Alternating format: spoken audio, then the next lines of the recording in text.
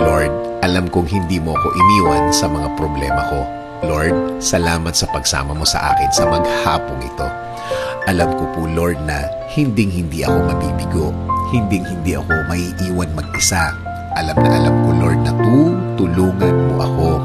At alam kong sinimulan mo na ang pagtulong mo sa akin. Patawad, Lord, dahil nagiging emotional na naman ako, nagiging maramdamin.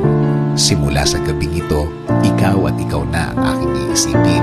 Ikaw at ikaw ang iisipin kong magiging kakampi ko para malampasan ko ang sitwasyong ito. Bigyan mo ko ulit ng guidance, Lord, tulad ng mga nakaraang panahon. Palakasin mo po ako ulit. Bigyan mo po ako ulit ng lakas. Bigyan mo po ako ulit ng suporta para malampasan ko ang mga